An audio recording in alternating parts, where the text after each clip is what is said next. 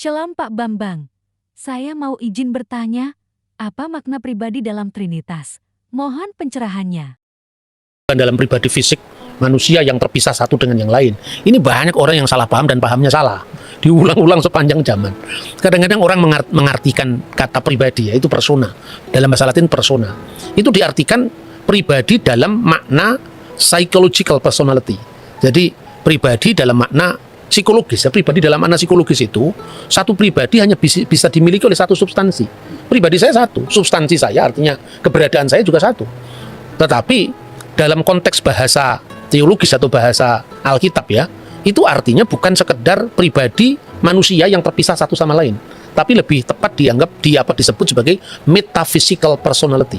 Jadi meta itu disebalik fisik, disebalik yang fisik. Jadi ini tidak merujuk kepada pribadi A, B, C itu atau oknum-oknum yang berjejer tiga, bukan seperti itu.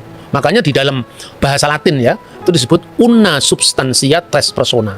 Jadi artinya satu substansi dalam tiga persona. Hubungannya seperti apa?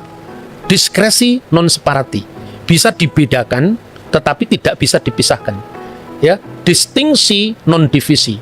Jadi dia memiliki kekasan masing-masing. Jadi Bapa bukanlah Putra, Putra bukanlah Roh Kudus bukan Bapa, tapi Bapa, Putra dan Roh Kudus adalah Allah yang esa. Jadi bisa dibedakan, memiliki kekasan masing-masing, tapi secara tidak terbagi. Jadi wujudnya hanya satu, eksistensinya hanya satu. Makanya selalu orang akan gagal kalau memahami Tuhan dalam bahasa matematika, itu dalam bahasa fisik. Bahkan kalau kita belajar yang namanya ya ilmu filsafat dasar, filsafat di sini bukan aliran filsafat ya, artinya disiplin berpikir yang benar. Ada paling sederhana orang belajar filsafat atau filsafat teologi lah. Ada 3 proses manusia dalam mencari ilmu pengetahuan. Yang pertama, yang paling dasarnya itu adalah fisik. Fisik itu ya, ini benda. Wujudnya apa ini? Persegi panjang. Ini kan semua mata bisa melihat. Mata melihat ini fisik. Ya toh? Misalnya gelas ini bundar. Itu semua orang bisa melihat. Hanya orang yang buta warna atau buta yang tidak bisa melihat itu. Itu tingkat paling dasar.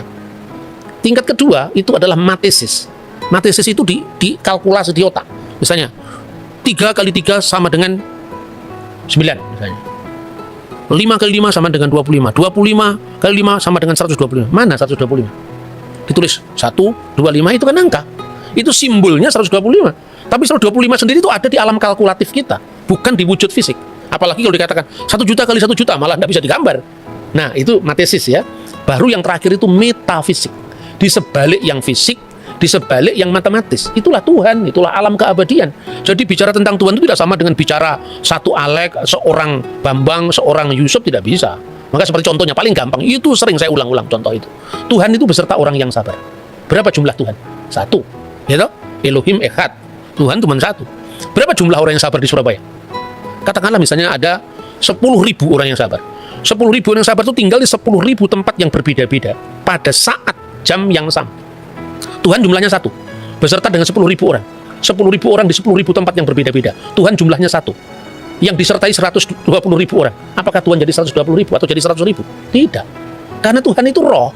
Roh itu bukan dalam makna fisik toh, artinya dia hadir di segala tempat, di segala ruang, di segala waktu, beyond time, beyond space. Itu maknanya bahwa Allah itu tidak bisa disamakan dengan manusia. Begitu juga pribadi.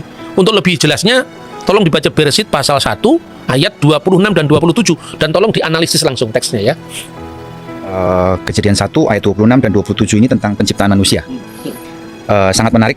Vayomer Elohim naase Adam betsal menu kitmutenu veyirdu pitgat hayam vehaof hasyamayim uva behema uvekol haaretz uvekol haremes haromes al haaretz.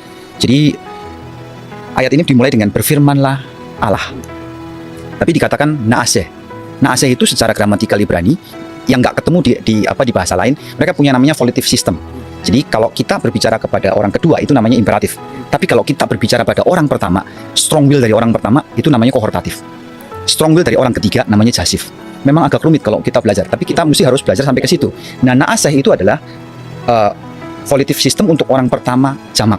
Artinya kita. Jadi kalau terjemahan bebasnya itu marilah kita. Let us, ayolah kita. Ayo kita gitu. Bukan nyuruh orang lain, ini nyuruh diri sendiri, volitive system. Nah, kita nggak ketemu yang gramatikal seperti ini di bahasa Indonesia, apalagi nggak ada gitu. Ya, jadi dikatakan bahwa naaseh Adam, marilah kita menciptakan manusia, membuat. Ya, jadi pakainya asa, bukan bara lagi ini, asa. Karena dibuat dari sesuatu yang substansinya sudah ada. Ya, nanti ya, dari debu tanah menjadi manusia. Nah, Adam ini diciptakan untuk menguasai. Ya, itu kita belakangnya sudah tahu. Cuman gramatikal yang menarik adalah ketika Tuhan seperti berbicara kepada dirinya sendiri. Ayolah gitu. Oke Pak Bambang, penjelasan Anda sangat mencerahkan dan menguatkan iman kami. Terima kasih, Tuhan Yesus memberkati.